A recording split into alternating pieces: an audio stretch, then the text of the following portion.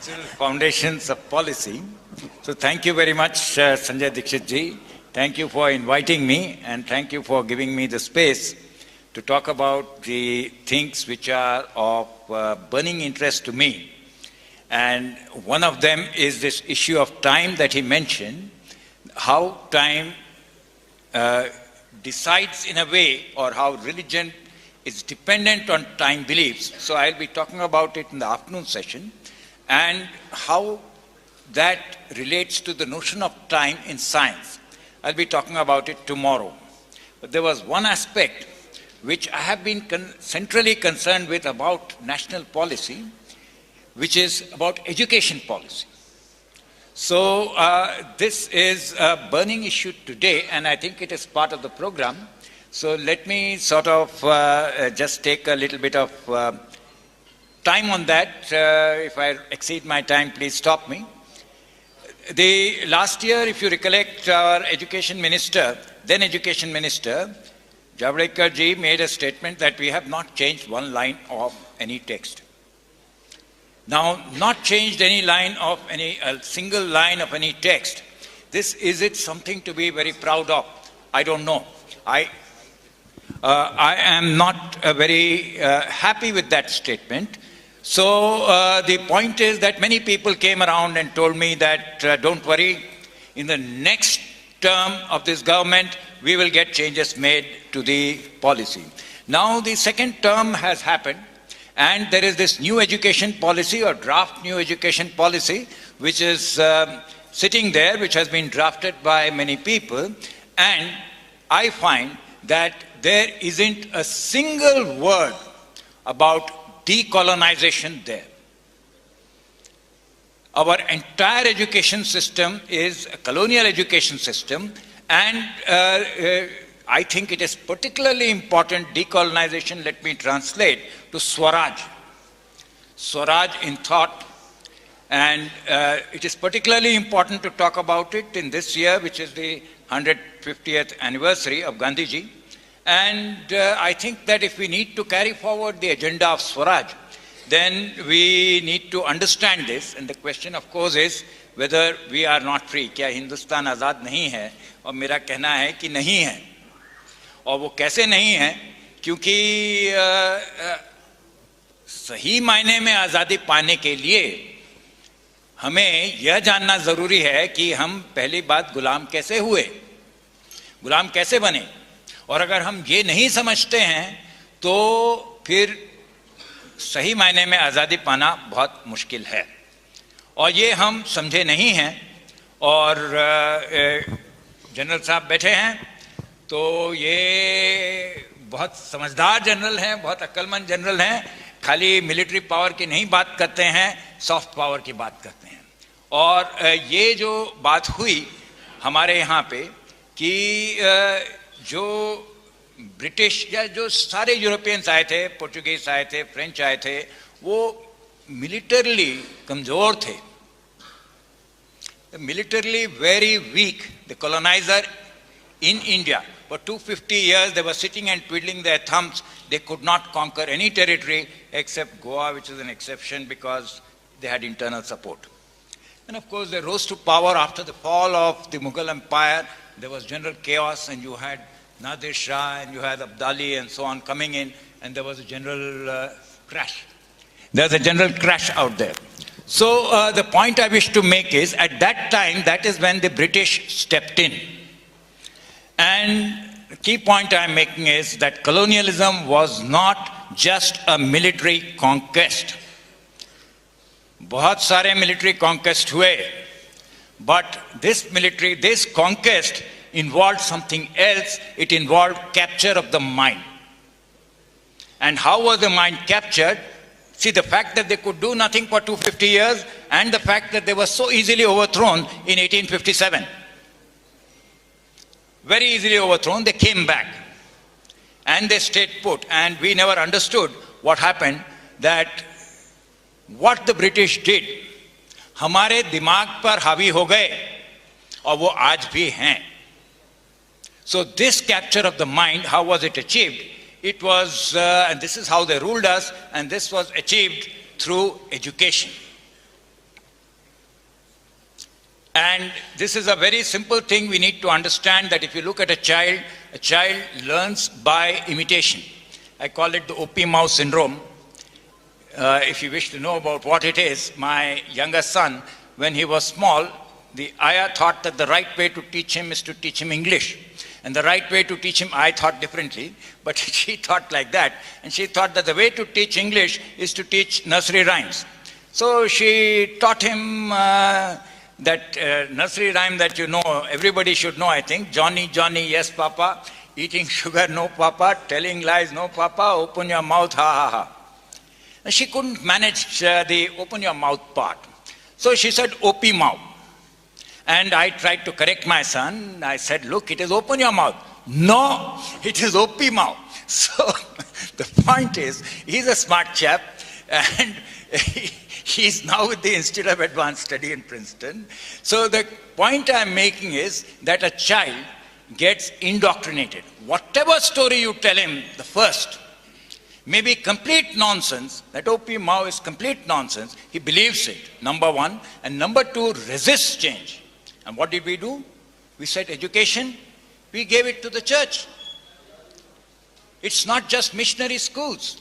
All Western education, all higher education, all the universities, Oxford, Cambridge, Paris, you name it, they were started by the church and controlled by the church for centuries. Now you keep hearing about, priests misbehaving with children and sodomizing them. The point is, we opened the minds of our children, told them, come rape the minds of our children, just give them a job. And that is how we were fooled. And let me ask you, see, this is not a theoretical issue. How can we change it today? Why is it so difficult to change? We were just hearing Governor Sahab saying, Vishwaguru. Vishwaguru, let aside, you tell me one item in the syllabus which is taught from Indian tradition. I am desperately trying to make one little change. There should be a beginning somewhere for the last 10 years. One little change in the syllabus. Let us say mathematics syllabus. We are so proud of our mathematical achievements. Name one aspect of Indian math which is taught according to the way of our textbooks, which is taught according to the way it is done in India. Not at all. We just blindly imitate everything. And I think that this is a central issue, that we have lost our sense of criticality. Right? I am not saying that everything that came has to be rejected blindly. No. Don't reject anything blindly. Don't accept anything blindly. Be critical. Choose what is best. But when did we compare? Look at all the things we do. Everything from our constitution, the copy of the British Constitution, our toilets, our Western style toilets everywhere, even the public domain, that's so unhygienic. Our calendar. Our calendar is completely the Gregorian calendar. And we are unable to change it. So it affects our interests very badly. For example, just now this year it has rained so much. This year it has rained so much, and we keep talking about the monsoon is delayed and so on and so forth. It's complete nonsense, because Bhadon just entered on 15th of September. So you should expect it to rain. And why is rain so important? Our entire economy is still dependent on monsoon-driven agriculture. So it is in our self-interest to have a calendar which tells you about the monsoons. The Gregorian calendar does not have a rainy season. It's just an example. There is a video on Tale of Two Calendars. Please look at it. I don't have time to go into all those details. The point I'm making is, we have been indoctrinated into thinking about something which is contrary to our self-interest. अरे भाई, अपने भले बुरे का तो सोचना चाहिए ना, खाली नकल करते जा रहे हैं. And church propaganda is not about God. Let's understand that the church is a political institution. It has been ruling for 1700 years. It's a highly political institution, so its propaganda is about enabling its power. And how is its power enabled? By telling you lies. And what are the lies they tell you? There are three things they tell you. You are inferior, we are superior, imitate us. And that's what we do. That's the base of the propaganda. This is what they did. In North America, South America, they killed everybody, they're inferior. In Africa, they enslaved everybody, they're inferior. And during colonization, they couldn't do that, but they mentally enslaved them. And that doesn't just apply to us, also applies to the Middle East. 51 countries, 53 countries of the OIC, they are all into imitating the West. Every university intellectual is captured by them. This is worldwide. And the other part is that you are kept ignorant, deliberately kept ignorant. I was talking in Pune University a few days ago, and all I asked was, why is 1 plus 1 equal to 2? And why did Bertrand Russell need 378 pages to prove it? Not a single person knows the answer. I said, prove 1 plus 1 equal to 2 in real numbers. Not a single person in the university knows the answer. I said, let's move on to easier topics. This is too tough. So this is the level of ignorance. Now the point of ignorance is to maintain superstition. If you are ignorant, what can you do? You have to ask someone. Whom will you ask? The person you trust. And you are taught to trust the West. They are superior, trust them. That's what Wikipedia does. What do you do today? You Google. Google takes you to Wikipedia. And what does Wikipedia say? That all non-Western sources are not reliable.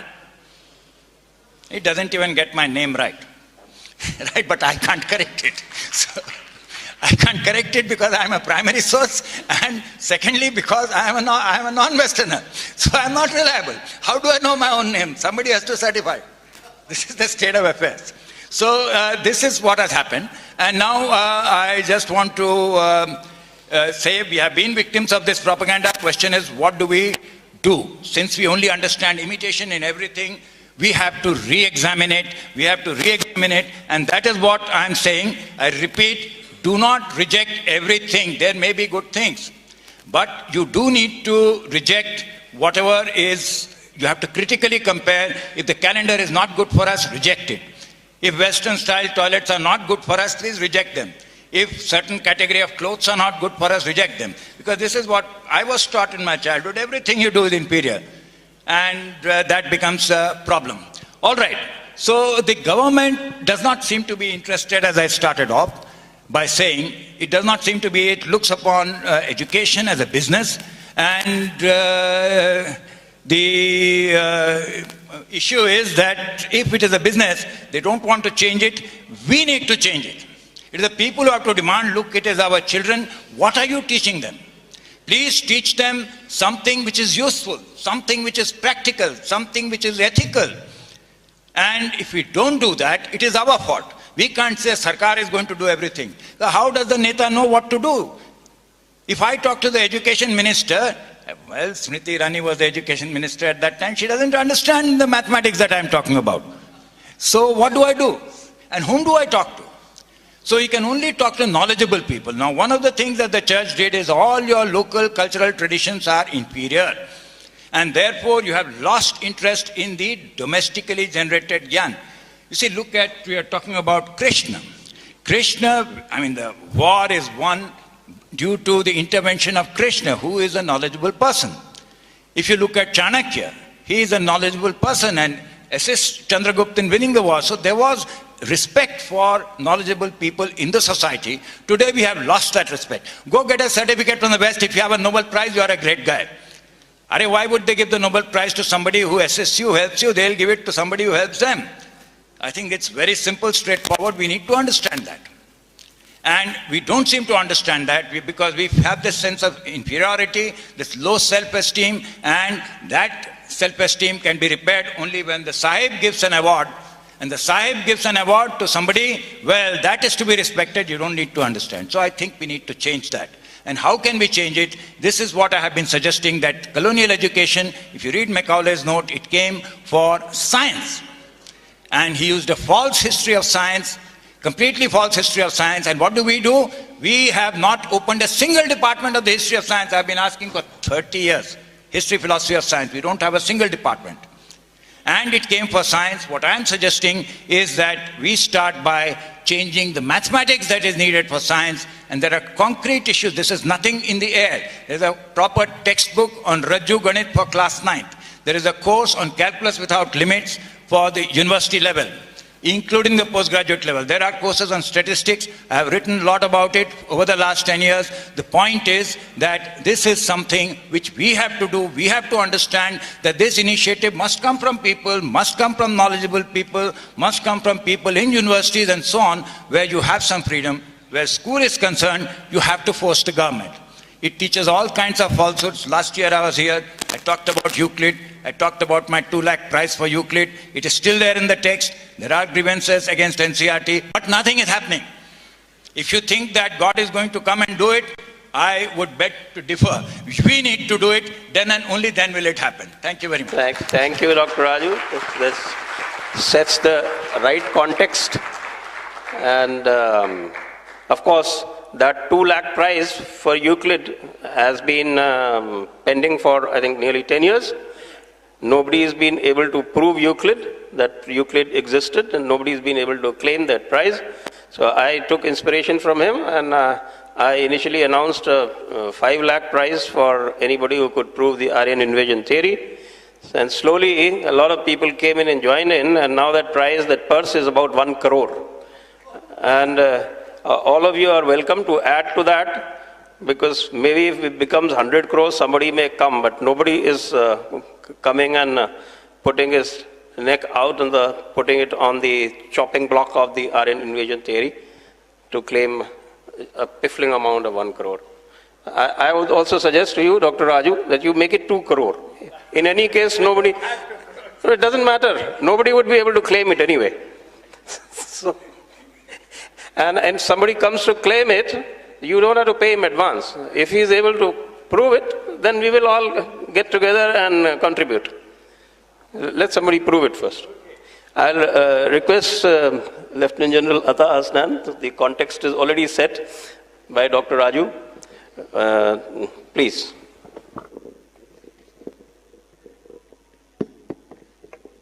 Thank you, Sanjay ji. Firstly, it's a delight कि चौथे साल मैं आपके इस programme में शिरकत कर रहा हूँ. It's my honor. You have actually according me a great honor by calling me back each time. I'm equally honored that Dr. Saab, आपके lecture के बाद to follow it up is not an easy thing. But I'm very happy that जो आपने बोला, in fact, I can take off from exactly that. Because I'm sure for today, tomorrow, day after, you are going to have a lot of discourse on various aspects of cultural aspects of foundation of policy. The one aspect which you may not dwell upon so much is your national security. I know there's a session for which General Chauhan is also here, and let me establish the base for that. First of all, I do think कि भारत में एक जो हमारी कमी है, वो है हमारी समझ about national security. इसकी कुछ वजह हैं और इसकी cultural background इसका ये है कि if you really look at it, all aspects of culture ultimately emerge in the manifestation of a value system. आपका क्या value system as a nation? Nation में आप how do you respond to various situations, etc. It all comes from your value system. Geography आपकी जो है, how it has made you. In this case, you can easily determine कि Himalayan आपका border है, हिंदू कुश आपके एक तरफ था और नीचे आपका पूरा इंडियन ओशन था. तो पूरा भारत जो था, the whole of South Asia was a reasonably secure territory. Incursions होते थे, मंगोल्स के हुए, मुगल्स के हुए, दुनिया भर के लोगों के हैं, मगर भारत के लोग जो थे वो ज्यादातर डिफेंसिव थे. They were always defending their land. They were never aggressive about taking their work outside. सिर्फ मेरे ख्याल में गुप्ता डायनेस्टी में it happened when Greater India came to be formed in Southeast Asia. That was about the only time when you found Indian culture being exported to Indonesia, Bali and areas like that. बाकी otherwise it has been a defensive mindset. तो उसकी वजह से क्या हुआ है कि देश के अंदर एक अजीब किस्म का माइंडसेट हुआ है कि नेशनल सिक्योरिटी का मतलब है बॉर्डर सिक्योरिटी, कि बॉर्डर अगर हमारा सिक्योर है तो देश हमारा सिक्योर है. मेरे ख्याल में आजकल के आधुनिक जमाने में in modern times today to live with this paradigm of national security is a fallacy, क्योंकि no longer are borders anything to do with security. Today आजकल का जमाना है कॉम्प्रिहेंसिव सिक्योरिटी का। कॉम्प्रिहेंसिव सिक्योरिटी का मतलब है आप you start looking at your border security as one paradigm, internal security. You look at your cultural security. You look at your economic security, energy security. हजारों चीजें हैं जो आपकी नेशनल सिक्योरिटी को बनाती हैं। और नेशनल सिक्योरिटी में एक चीज आपको याद रखनी चाहिए, जो आपके कॉन्स्टिट्यूशन के अंदर है, जो आपने देश के देशवासियों के लिए प्रॉमिस किया है, वो एस्पिरेशन उनको डिलीवर करना सरकार की ड्यूटी होती है। मगर अगर बीच में कुछ बाधाएं आ जाएं, चाहे वो एक्सटर्नल हो चाहे वो इंटरनल हो, अगर वो बाधाएं आ जाएं तो वो थ्रेट बन जाती हैं। उन थ्रेट को पूरा दूर करना आपका काम है, वो नेशनल सिक्योरिटी की रिस्पॉन्सिबिलिटी है। अब ये प्रॉब्लम हुआ है कि देश में क्योंकि हम इस माइंडसेट से नहीं इमर्ज कर पाए हैं, इतने सालों से हम माइंडसेट से नहीं इमर्ज कर पाए हैं कि नेशनल सिक्योरिटी को हम एक कॉम्प्रिहेंसिव पिक्चर की तरफ से देखें। और इसका मैनिफेस्टेशन देखिए, कुछ और इसके अंदर जो हमारे कल्चरल वैल्यूज हैं जिसके मैनिफेस्टेशन बन जाते हैं। हम बड़ी रेजिलियंट नेशन है, we are a very resilient nation. और मैं सबसे अच्छा आपको एग्जांपल दे सकता हूं रेजिलियंस का, मुंबई का 26/11 जब 26/11 हुआ, 165 लोग वहां मारे गए टेररिस्ट अटैक में, और 4 दिन तक बंबई बिल्कुल बंधा हुआ था, paralysed completely. The manner in which Mumbai arose, the manner in which India arose at that time was a great example of national resilience. This is an aspect which we have never actually looked at to exploit. ये national security के अंदर इसका एक exploitation होना चाहिए। दूसरी चीज है, हम आमतौर पे लॉन्ग टर्म प्लानिंग की तरफ नहीं देखते, हम ज्यादातर शॉर्ट टर्म हम देखते हैं अपनी नेशनल सिक्योरिटी में भी। नेशनल सिक्योरिटी के अंदर हम 3 साल 4 साल 5 साल देखते हैं। आपको सबसे बड़ा एग्जांपल दे देता हूं मैं, अगले सेशन में कश्मीर को हम डिस्कस करेंगे, उसी में देख लीजिए कश्मीर में हर साल क्या होता है। हम लोग ज्यादातर आर्मी में भी, सिक्योरिटी फोर्सेस में भी हम अपनी तजवीजें बनाते हैं अगले 6 महीने, अगले 1 साल के लिए। बहुत रेयर है कि हमने कभी तजवीज बनाई है 10 साल आगे, 15 साल आगे। How are we looking at Kashmir 2050? क्या होना चाहिए कश्मीर को? तो पहले दफे राजनाथ साहब ने कहा कि पीओके को पूरा भारत के अंदर होना चाहिए। Have we ever spoken about this before? We rarely speak about this. तो why I'm trying to dwell upon this is कि जब तक देश के अंदर एक स्ट्रेटेजिक कल्चर ना पैदा हो, एक स्ट्रेटेजिक कल्चर ना पैदा हो जिसमें पब्लिक जो है वो शिरकत करे उसके अंदर, you will rarely find a pressure on the government to deliver on the aspects of national security from a very professional angle. सबसे पहली चीज, आपके 70 साल हो गए हैं, we don't have a national security strategy document. NSS document दुनिया में हर जगह होता है, हर देश में होता है, पब्लिक को कॉन्फिडेंस दिलाना कि देखिए अगर ये प्रॉब्लम्स हैं, हमारे थ्रेट्स ये हैं, इनको हम दूर करेंगे इस तरीके से। मगर हमारा एक अनरिटन है ये, जो पब्लिक के अंदर हमने कभी नहीं डाला है। मुझे मालूम है कि अभी सरकार हमारी इसके ऊपर काम कर रही है, and very soon probably we are going to have a national security strategy document. मगर इतने साल से क्यों नहीं था हमारे पास? Did we think that security was not an important paradigm? और क्या लोगों को, देश के देशवासियों को दिलासा दिलाना नहीं था काम हमारा? उनको बताना नहीं था हमारा काम कि सिक्योरिटी का मतलब क्या होता है? एंड दैट सिक्योरिटी सिर्फ मैं as a general standing at the border, I am not the only one who is responsible for security. The security of the nation, आप हर इंसान इस हॉल में बैठा है, you are a warrior for the nation. You are supposed to be participating in every paradigm of national security. ये realization बहुत ही कम आया है हमारे देश में। बहुत देश हैं दुनिया में जिनमें नहीं है ये, but national security strategy culture जो है ये बहुत जरूरी चीज है। I'll give you another example. without casting any aspersions, मैं एक प्रोग्राम कर रहा था लंदन में, Royal College of Defence Studies में.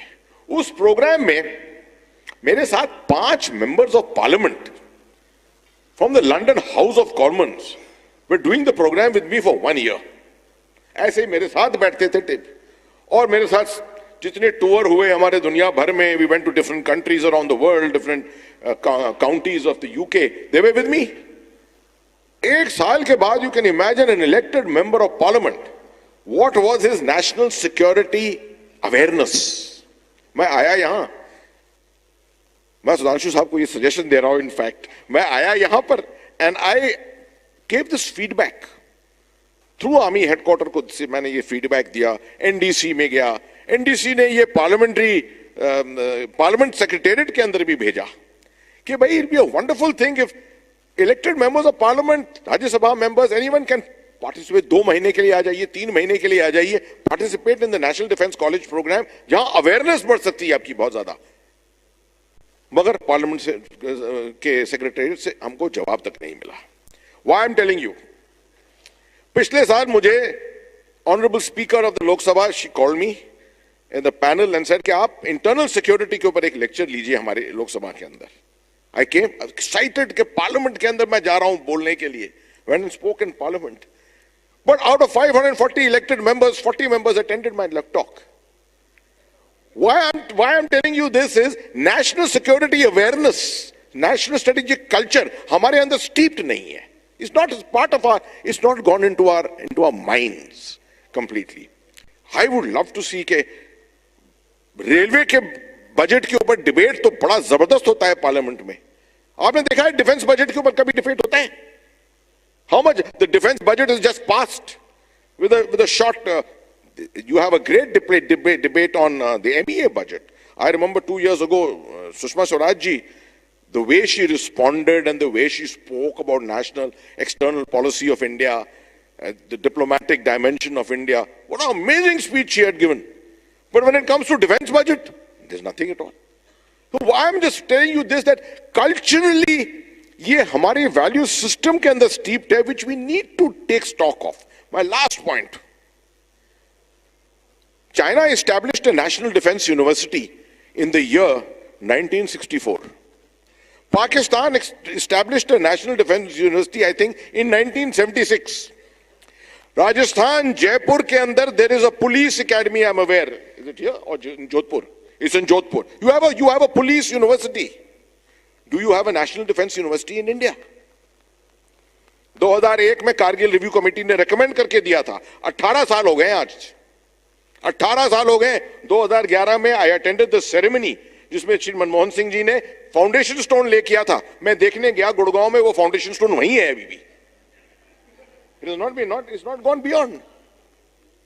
So there is something somewhere which I thought I'll just end with this. There is something we need to be aware of, that our deep defensive system, because of our geography and because of our cultural system, has kept us in a state where we are very trusting, we trust our leadership, everything. But we need to develop a strategic culture to overcome our overall strategic challenges, which will come our way in the future. Thank you very much. Thank you, Ataji. This is a very important aspect that he has raised about our culture. We need to ask more questions. In fact, this culture was all about asking questions. Asking questions was a fundamental aspect of the Indian culture. But somewhere along the line, I think we have become very diffident and we have stopped asking as many questions as we probably used to do in the ancient times. The context is set by the two very learned gentlemen. I would request Sudhanshu ji, and we are bilingual, not an issue. Professor Raju and Hasnain Saab has given an elaborate description. He has touched the educational aspect and he has touched the security aspect. But the common thing was that both of them emphasize that we need to have a drastic change, not only in the policy but in the mindset also.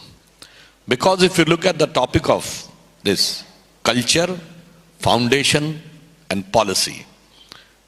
Most of the time we think that culture is an abstract subject and policy is a very practical subject.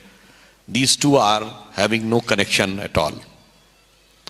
But I would like to say that these things are so much interrelated, particularly in the Indian context, and so much affected rather than perverted our mindset, that even in the 150th anniversary of Mahatma Gandhi, who has given call for Swaraj, he has written a book in 1909, Hind Swaraj, in which he has categorically mentioned that if we want to get independence from British, but we want to copy them, ये स्वराज नहीं हो सकता. Unfortunately, आज भी स्वराज में स्व के तत्व के लिए संघर्ष करना पड़ा है. सत्ता में आने के बाद भी वो संघर्ष लगातार जारी है, क्योंकि 60-70 सालों से जो कुछ किया गया है उसे एक लाइन में समराइज करूंगा कि वेश वाणी तत्व दर्शन दूसरों से यह सभी ले, विकृति को हम ग्रहण करते निज प्रकृति को आज भूले, इस विदेशी नकल को अब अस्मिता क्या मान ले हम, हो गए हैं स्वप्न सब साकार कैसे मान ले हम. But one thing I would like to give with a recent example. You have seen that the Chinese Premier Xi Jinping has come to Mahabalipuram. You know Mahabalipuram is in which district of Tamil Nadu? It is Chengalpattu district of Tamil Nadu. I will first come to the point which Rajuji has raised.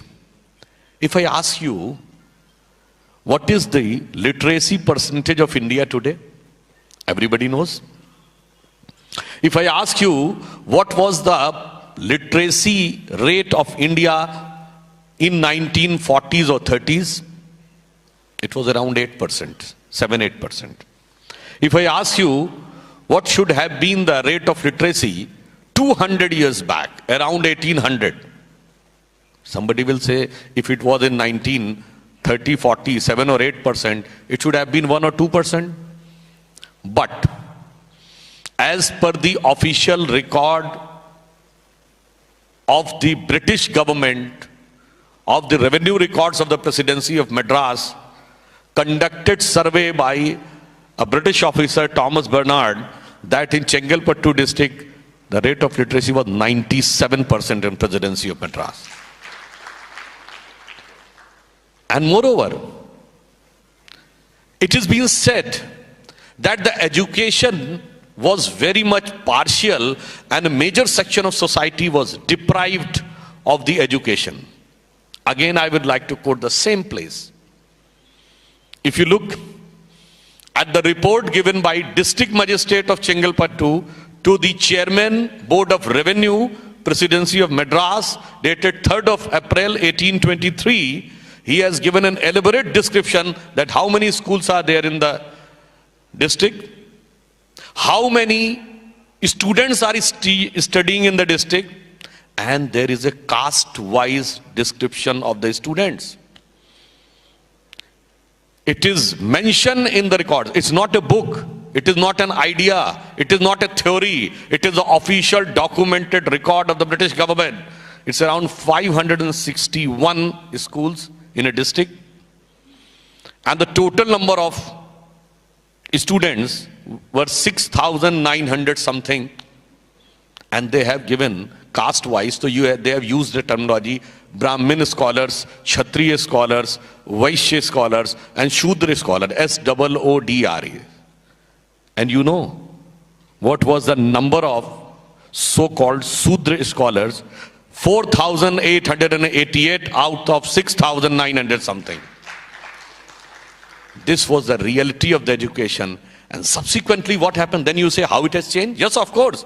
When Macaulay bought the new education policy in 1835, आज कल्पना करिए हिंदुस्तान पे तालिबान का कब्जा हो जाए और वो कहे हिंदी अंग्रेजी पढ़े लिखे का मतलब पढ़ा लिखा नहीं, अरबी फारसी का पढ़ा लिखा मतलब पढ़ा लिखा, तो सडनली रेट ऑफ लिटरेसी 0 पे आ जाएगी. अब वो कहेंगे कहां से सीखोगे, हम जो अपने स्कूल बनाएंगे उसमें पढ़ना पड़ेगा, तो अब लगेगी कई generation. And this was a conspiracy, and we are still need to come out of that conspiracy after 200 years. Now I will come to the other aspect of strategy. When our government came and we tried to come out of that, General Hasnan has given an example of how our military strategy, security strategy should be. When the security is not just, as he has mentioned correctly, the securing the borders, अरे सिर्फ सरहद से नहीं होता है, लड़ने के लिए एक स्वाभिमान, एक कॉन्फिडेंस भी होना चाहिए. इसलिए जब सिक्योरिटी की बात आई तो आपने देखा पिछले 60-65 सालों से, अटल जी की सरकार का दौर छोड़ दें, दुनिया में एक विचित्र स्थिति थी. आप मोहल्ले के अंदर देख लीजिए या इंटरनेशनल लेवल पे देख लीजिए, हमेशा बड़ा और ताकतवर छोटे और कमजोर को सताता है. मगर यहां उल्टा था. हम बड़े देश थे, ताकतवर देश थे, फौज बड़ी थी, डिप्लोमेसी बड़ी थी, स्टेटस बड़ा था, मगर बगल वाला छोटा था, कमजोर था, हैसियत कुछ नहीं थी, लगातार हमें सता रहा था. और हम सिर्फ इस बात का अंतर्राष्ट्रीय स्तर पर गान करते थे कि हमें सताया जा रहा है. अब अप्रोच चेंज हुआ. हम ये नहीं कहेंगे एग्रेसिव, हमने थोड़ी एफर्मेटिव एक्शन लिया और आपने देखा बदलाव दिखने लगा. अब ये बदलाव लोगों को हजम नहीं होता है कि now the era of India as soft state is becoming over. Now we have given an example from Uri to Balakot that we are ready to defend and take any action whenever, as and when required to have our national security intact. और आपने देखा कि ऐसा नहीं कि ये सिर्फ सिद्धांत था. याद करिए पहले 5 साल पहले क्या दौर था. मुंबई में धमाके, दिल्ली में धमाके, जयपुर में धमाके हुए थे, वाराणसी में धमाके, नागपुर में, गुवाहाटी में, बेंगलोर में.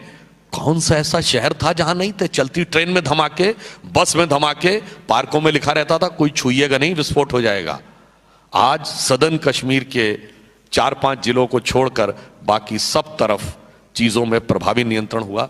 तो एक माइंडसेट चेंज हुआ है. अब सिक्योरिटी को लेकर भी चेंज, जो आपने बात कही कल्चर पे चेंज करने की जब बात होती है तो लोगों के बहुत पेट में दर्द होता है. अभी आपने देखा परसों होम मिनिस्टर अमित शाह जी ने बीएचयू में स्कंद गुप्त के ऊपर एक सेमिनार को ऑर्गेनाइज किया. बहुत रेयर है आज की कोई पॉलिटिकल लीडर एकेडमिक वर्ल्ड में जाकर बोल सके.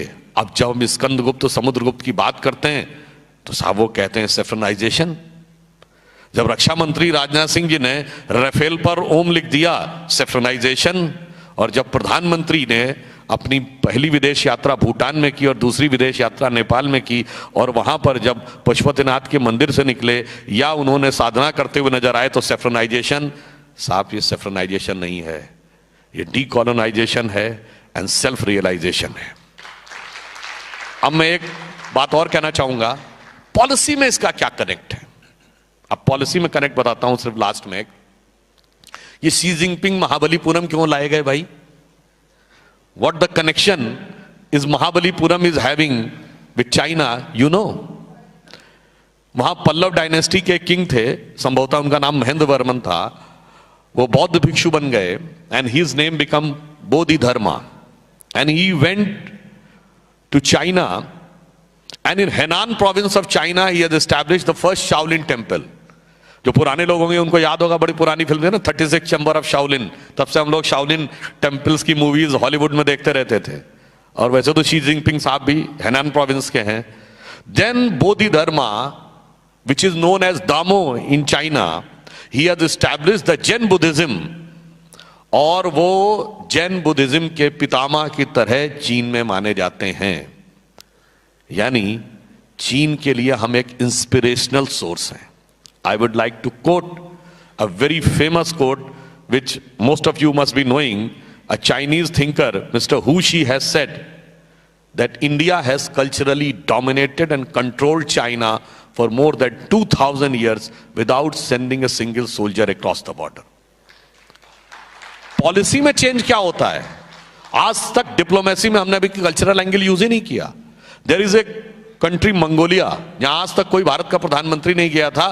मोदी जी पहली बार गए तो वहां के प्रधानमंत्री ने रिटर्न गिफ्ट में क्या दिया, एक घोड़ा. उस घोड़े का क्या नाम था, कनथक. कनथक किसके घोड़े का नाम था. जैसे महाराणा प्रताप के घोड़े का नाम चेतक था, भगवान बुद्ध के घोड़े का नाम कनथक था। ये कनेक्ट है मंगोलिया के साथ हमारा। वो जो एक कल्चरल कनेक्ट, साउथ कोरिया की फर्स्ट लेडी हर साल भारत आती थी अयोध्या, क्योंकि वो अपनी डिसेंडेंसी भगवान राम से मानती हैं। पर भव्य स्वागत पिछले 2-3 साल से होना शुरू हुआ है। ये है हमारा कल्चरल कनेक्ट। इसको पॉलिसी में कैसे यूज किया सकता है वो दिखाया। और लास्ट में कहूंगा फाउंडेशन क्या है। आप सबने टीवी में देखा होगा कि महाबलीपुरम के मंदिर में दिखाया गया कि अर्जुन की तपस्या करते हुए मूर्ति है। आप सबने देखा होगा। तो अर्जुन ने तपस्या कहां की? महाबलीपुरम में, तमिलनाडु में। अर्जुन की शादी जो दूसरी पत्नी थी चित्रांगदा, वो कहां की थी? मणिपुर की। द्वारका कहां थी? पश्चिम में। युद्ध कहां लड़ा? कुरुक्षेत्र हरियाणा में। और स्वर्ग कहां सिधारे? हिमालय में जाकर। पूरे देश से आप कनेक्ट हो जाते हैं। यह है कल्चरल फाउंडेशन। इसको पॉलिसी में कैसे प्रयोग करना है, उसके लिए एक बदलाव की एक शुरुआत जो नेशनल से लेकर इंटरनेशनल लेवल तक भारत की पॉलिसी का बदलाव करने की तरफ आगे बढ़ रही है। जैसे आपने बिल्कुल सही कहा, आज भी हम वैदिक मैथमेटिक्स को इंप्लीमेंटेशन करने में संघर्ष करना पड़ रहा है। अरे बाकी तो बात छोड़िए, दिल्ली में औरंगजेब के नाम की सड़क बदलने की कोशिश की तो कितना हो हल्ला मचाया गया। तो आप इससे समझ सकते हैं कि उन्होंने किस कदर कब्जा किया हुआ था और डेमोक्रेसी और फ्रीडम ऑफ स्पीच के नाम के ऊपर किस ढंग से रोकने का प्रयास होता है।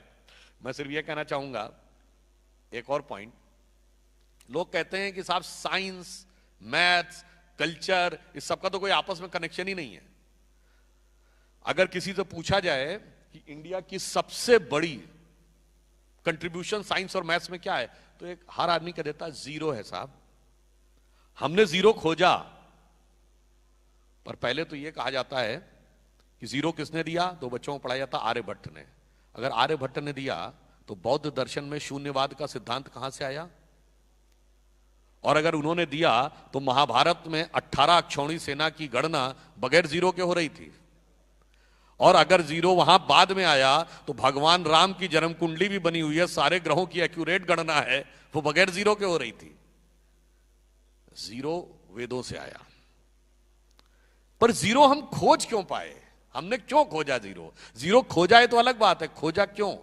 खोजा जानते हैं क्यों? इसलिए जो मैथमेटिक्स के विद्यार्थी हैं सबको पता होगा कि अगर कोई नंबर x है उसको आप n से डिवाइड करिए, x डिवाइडेड बाई n, तो जो जो आप n की वैल्यू कम करते जाते हैं रिजल्टेंट बढ़ता जाता है। x बाई 20 से x बाई 10 की वैल्यू ज्यादा होगी, x बाई 5 की वैल्यू और ज्यादा होगी। और जब आप n को कम करते करते करते करते करते करते ले आते हैं जीरो पे, तो x डिवाइडेड बाई जीरो क्या होता है? इंफिनिटी। इसका मतलब क्या हुआ? अनंत का रास्ता शून्य से होकर जाता है और हम अनंत खोज रहे थे, इसलिए हमने शून्य खोजा।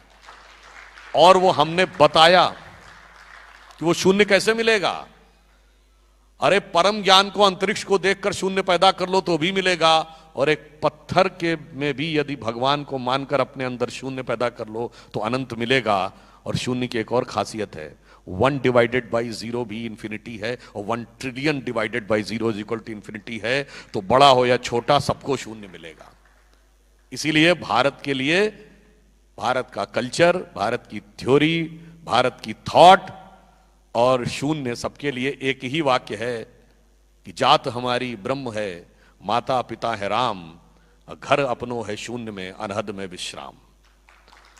फाइनली मैं सिर्फ एक वाक्य कहना चाहूंगा, हम सब यहां इकट्ठा हुए हैं, हम सब डिस्कशन करेंगे। मेरे ख्याल से दीक्षित जी जो रिजल्ट्स होंगे वो हम लोगों को भी बताएंगे। मैं अपने इस तरह से प्रयास करूंगा कि उन चीजों को कहां तक ले जाके इंप्लीमेंट करवाया जा सकता है। बस ये याद रखिएगा कि डायलॉग की जो परंपरा यहां आगे बढ़ रही है, ये विश्व का एकमात्र देश है जहां अनादिकाल से धार्मिक विषयों पर भी डायलॉग होता था, वरना कभी धर्म में शास्त्रार्थ नहीं होता था। और मजे की बात है, सबसे पहले कहां शुरू हुआ था? सरस्वती नदी के तट पर। ये वही क्षेत्र है जहां से विश्व का पहला डायलॉग शुरू हुआ।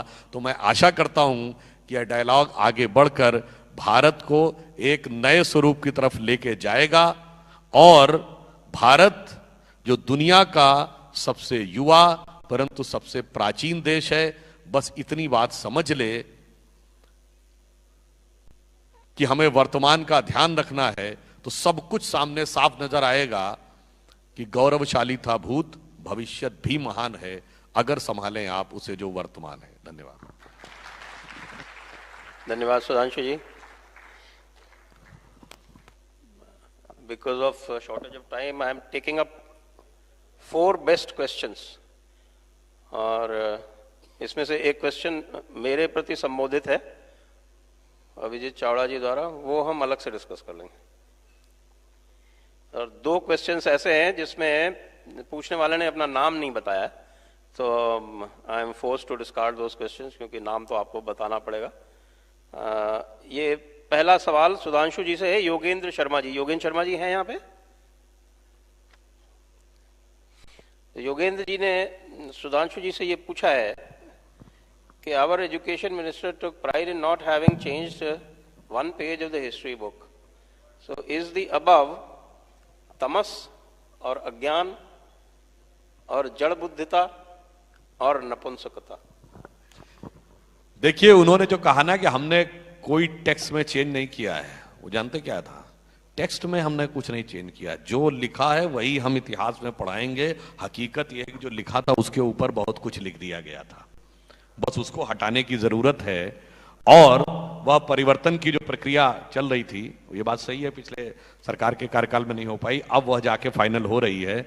और इतिहास में जो बदलाव की आवश्यकता है, वो प्रतिबद्धता तो मैंने आपसे कहा कि सिर्फ पार्टी के किसी नेता मंत्री नहीं, मैंने अभी अमित शाह जी का उदाहरण दिया, उन्होंने जाकर जिस तरह प्योरली एकेडमिक विषय को, मैं कहता हूं शायद जिन्होंने इतिहास विषय के रूप में लेके नहीं पढ़ा होगा, बहुत से लोग स्कंदगुप्त और समुद्रगुप्त के बारे में जानते ही नहीं होंगे।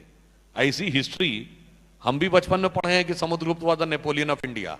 अरे भैया, नेपोलियन हुए 17वीं शताब्दी में, समुद्रगुप्त हुए 5वीं शताब्दी में, उसके बाद समुद्रगुप्त नेपोलियन ऑफ इंडिया हो गए।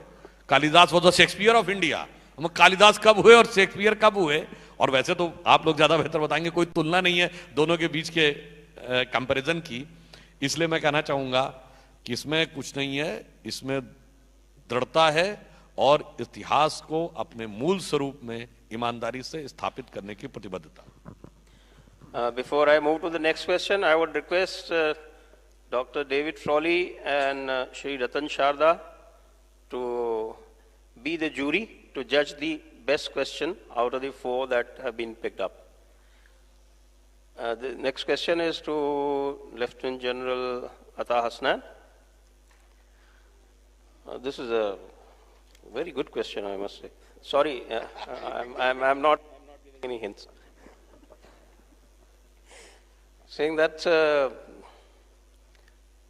to what extent freedom of movement and expressions would be compromised if you form an impeccable national security policy? This is G. Bomboni. Hello. Okay. Yeah, that's well, if I can be judgmental, that's a brilliant question. Because if you have a written national security strategy policy, it doesn't mean that you're going to compromise on your democracy. It doesn't mean that you're going to compromise on your rights. It doesn't mean that you're going to compromise on your freedoms. The whole aspect, the whole challenge for you is to conceive, conceptualize a national security strategy policy in a manner in which all this is guaranteed and yet your security is guaranteed.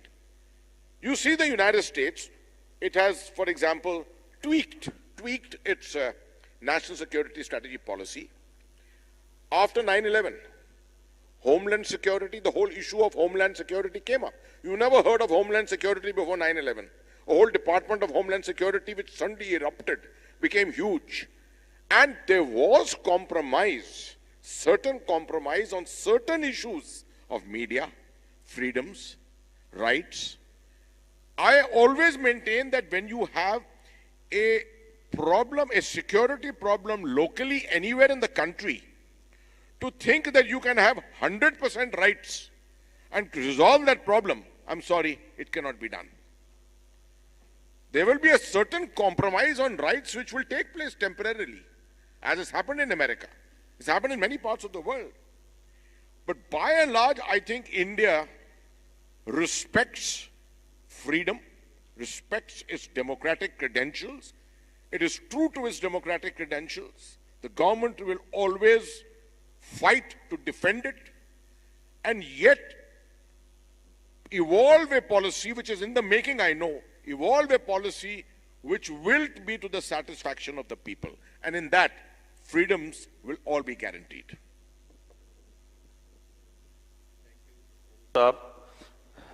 If I may add that one of the things that we'll be discussing in the course of this event would be the,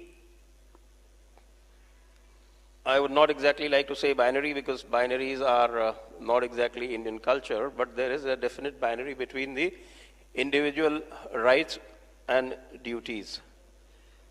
The entire Indian culture, right up to the advent of the British, and not even under the British, it was much later, the Indian Renaissance of the 19th and 20th century, till that point of time, the rights were granted in the Indian culture in order to make you perform your duty to the best of your ability. That was the function of the rights.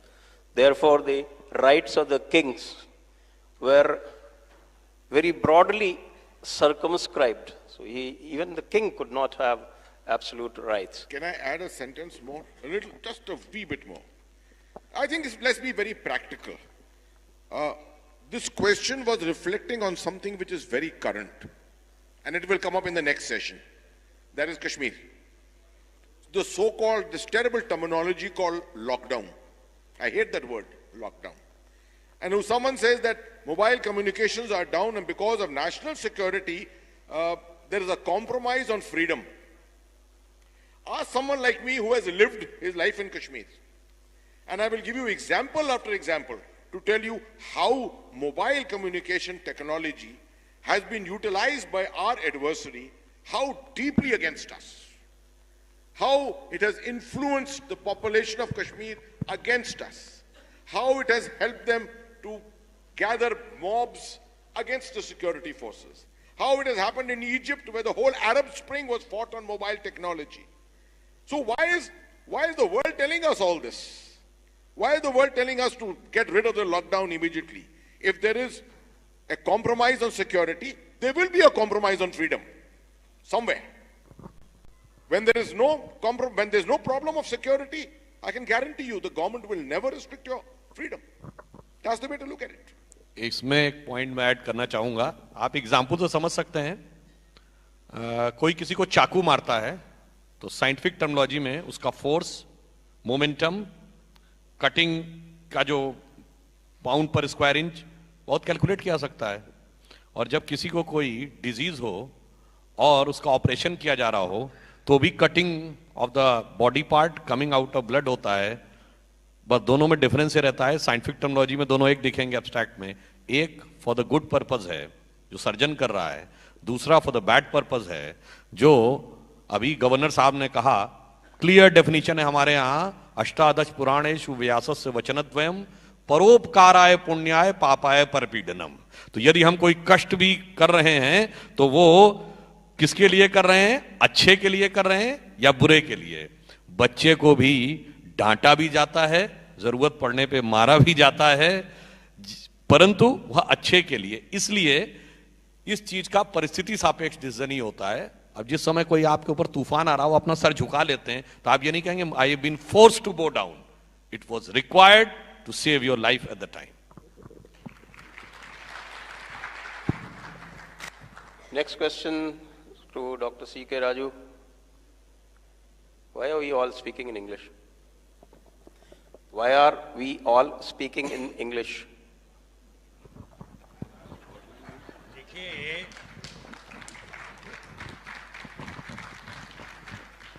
ये जो problem है भाषा का बहुत पुराना है, बहुत सरल है, हर बार आता है. खाली हिंदुस्तान में नहीं आता है, अफ्रीका में भी आता है. और इसका कोई आसान सॉल्यूशन नहीं है। मैंने कहा कि आपको अंग्रेजी अपनाने में कोई तकलीफ नहीं होनी चाहिए। हमारी हिंदी की टेक्स्ट बुक देखिए, हाँ, ये 6th स्टैंडर्ड की टेक्स्ट बुक, अभी मैं बच्चे से बात कर रहा था, कौन का क्या क्या परिभाषा है कौन की, कि उसके लिए एक उभयनिष्ठ बिंदु चाहिए। अब बच्चे को अवधारणा का भी मतलब नहीं मालूम, जो कि उसके अध्याय के ऊपर आता है। उभयनिष्ठ का मतलब कैसे समझेगा? कोई हिंदी डिक्शनरी में नहीं है। दोनों में निष्ठा रखना चाहिए। अब लोग मजाक करते हैं बाइसेक्सुअल, लेकिन ये 2 लाइंस की बात हो रही है कि बहुत ही साधारण चीज, a point common to 2 lines, ये हमने 6th स्टैंडर्ड टेक्स्ट में डाल दिया, ये हिंदी में आ गया, आप खुश हो गए? टोटल नॉनसेंस है, क्योंकि आपके जो कॉन्सेप्ट थे वो किसी और चीजों से जुड़े थे।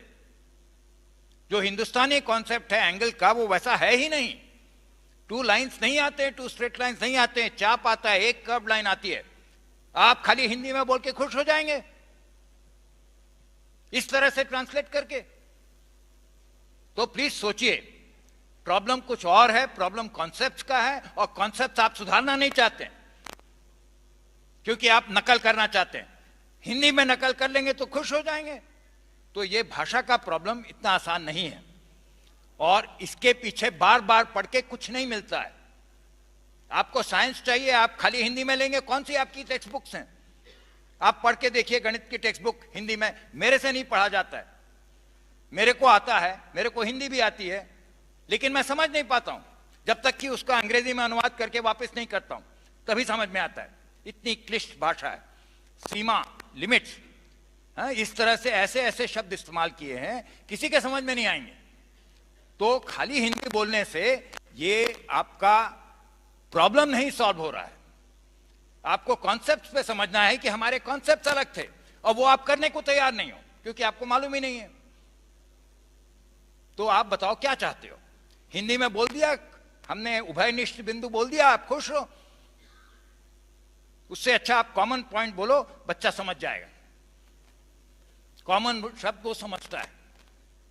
तो अगर आपको करना है, आपको कॉन्सेप्ट को चेंज करना है, और कॉन्सेप्ट को आप चेंज नहीं कर रहे हो क्योंकि वो छेड़ना नहीं पॉसिबल है। हम कम से कम हमारी सरकार नहीं कर रही है। तो मेरी एक किताब है इस पे, रज्जु गणित की, अभी अभी निकली है, उसमें इसका डिस्कशन है।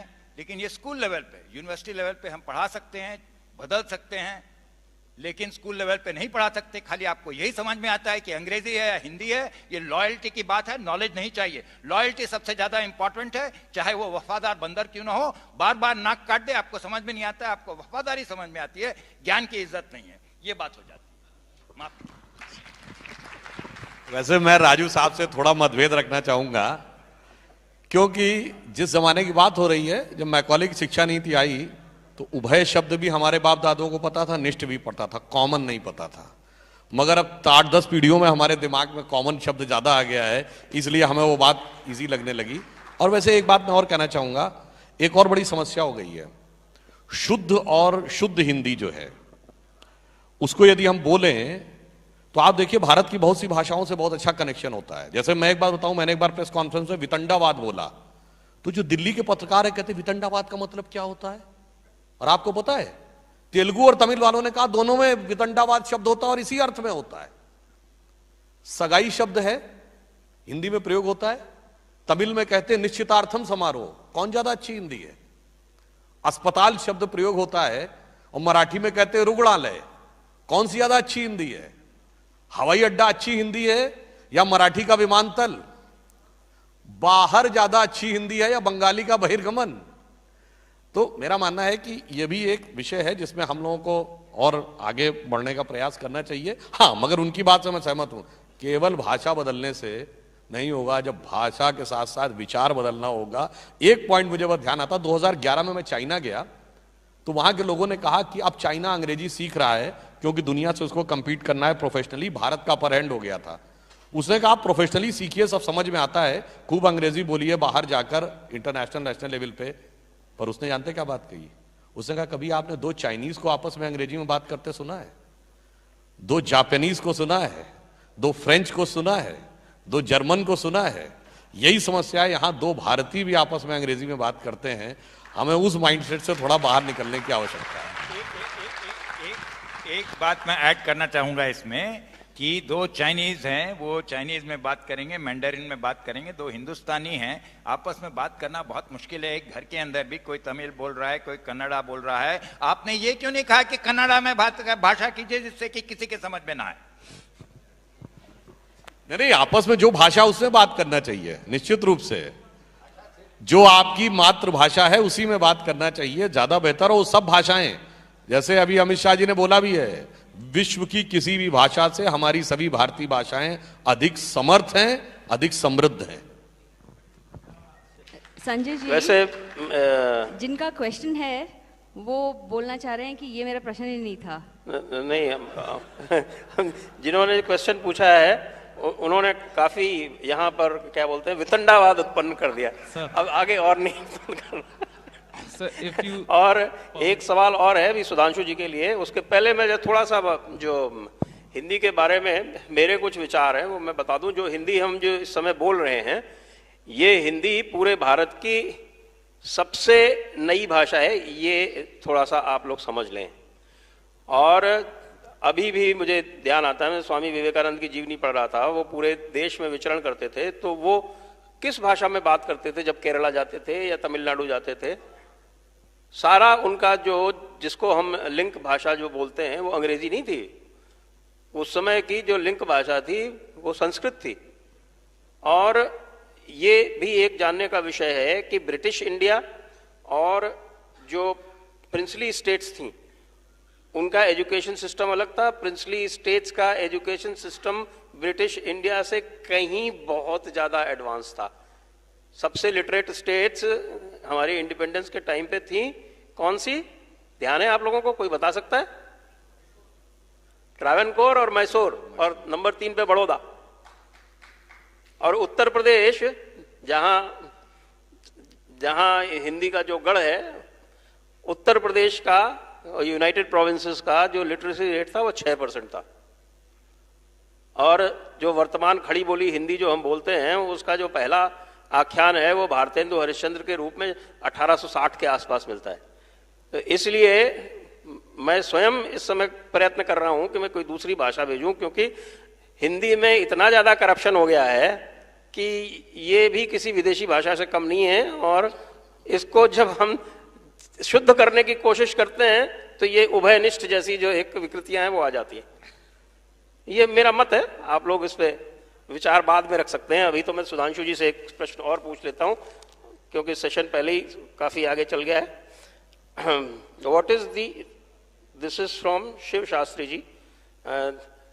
Sir, this is not qualified for an award, this is from a speaker.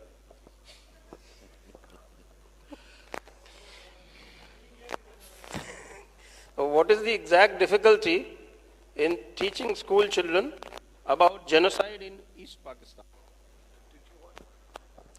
Genocide in East Pakistan.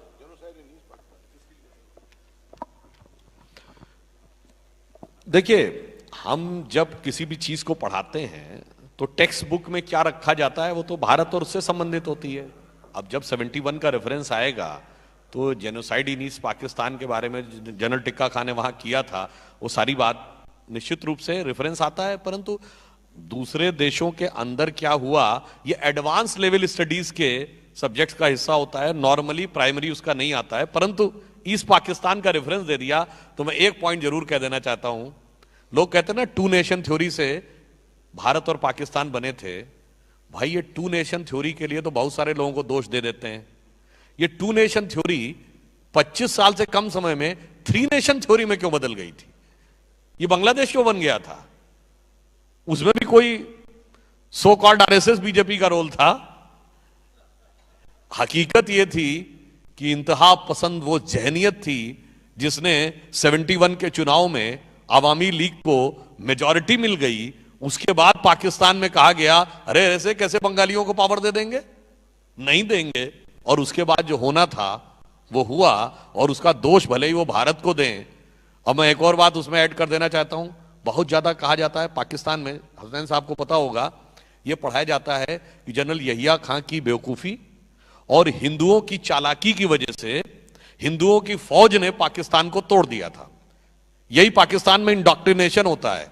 तो मैं यहां याद दिलाना चाहता हूं, वो हिंदुओं की फौज थी जिसको पैराट्रूपर्स को ढाका में लीड कौन कर रहे थे? जनरल जे जैकब जो जीव थे, chief of the eastern command general Jagjit Singh Arora जो सिख थे, and chief of the Indian arm forces general Sam Manekshaw पारसी थे।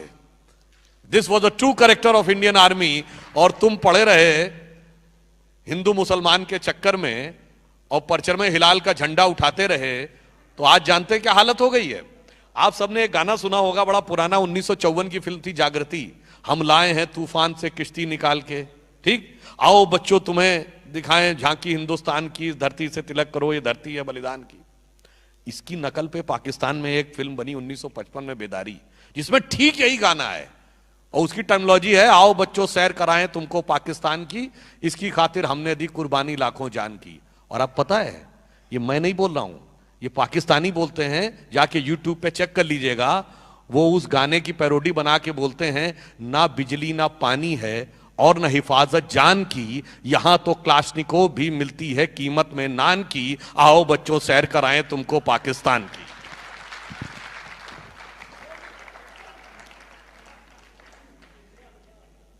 मैं बिल्कुल वाकिफ हूं, एब्सोल्युटली एग्री एंड एंडोर्स जो कुछ सुधांशु साहब ने कहा है। Well let me tell you, जब नेशनल सिक्योरिटी पॉलिसी देखी जाती है, and education is very much part of that, inclusion of a subject is very much part of text books, is very much part of national security. तो एक general knowledge होती है, आप Africa के बारे में सिखाइए, जापान के बारे में सिखाइए, एक फोकस्ड नॉलेज होती है in your national areas of national interest, जो आपके देश के इर्द गिर्द के इलाके हैं। Know every area is not a area of national focus. For example, अब बन गया है आजकल भूटान, नेपाल, बांग्लादेश, म्यांमार, श्रीलंका, पाकिस्तान, ये सब बन गए, Maldives, all of them have become areas of focus today. In fact, as part of our textbooks, we should be really learning about short, not muddaton purani history to nahi, but at least some aspects of history of all these nations, which must be taught, and how different it is to Pakistan, which has a completely different narrative to Indian history. Unki history to Bharat ki history or in history of the Indian subcontinent only starts with the coming of the Mughals. It doesn't have to start before that at all. So I think it's an important aspect to explain this. And lastly, to endorse what Sudhanshu Sahab said about the multi-faith concept of India and how important it is to endorse it in your textbooks. I am an Indian Muslim. My father was also a general officer of the Indian Army. हम दोनों किस regiment के हैं? The Garhwal rifles, pure Hindu regiment. हम अकेले एक मुसलमान उस रेजिमेंट में थे। We are the only ones in my unit. I was the only Muslim in the unit. And let me tell you this, जब मंदिर होता है ना इतवार के दिन, तो मेरे ख्याल में पाकिस्तान में ये नहीं मालूम लोगों को कि जब मंदिर होता है इतवार के दिन, तो पूजा की थाली जब तक मेरे हाथ में नहीं आती है तब तक पूजा नहीं शुरू होती है। They must just remember this. They must also remember कि हमारे पास ऐसी रेजिमेंटें हैं जिसमें मुसलमान हैं, 130-140 मुसलमान हैं, जिनका हिंदू कंपनी कमांडर है। वो पांचों नमाज पढ़ता है और 30 रोजे रखता है। ये नहीं मालूम पाकिस्तान को। This is what needs to be endorsed in your textbooks. आपको तो पता ही होगा, इंडियन आर्मी का पहला गैलेंट्री अवार्ड विनर कौन था? ब्रिगेडियर मोहम्मद उस्मान, नौशेरा की लड़ाई में। अब मैं एक वाक्य सिर्फ कहूंगा, जितने भी लोग कहते हैं साहब हिंदू मुसलमान और ये सब, साहब पूरे आलमे इस्लाम में डॉक्टर कलाम से बड़ा साइंटिस्ट नहीं पैदा हुआ, मगर जितने सेक्युलरिज्म के सूरमा हैं, आपने किसको देखा डॉक्टर कलाम के नमाजे जनाजा में जाते हुए? सब जाते हैं याकूब मेनन के नमाजे जनाजा में, अफजल गुरु के नमाजे जनाजा में। ये problem. Press the bell icon on YouTube and don't miss another update.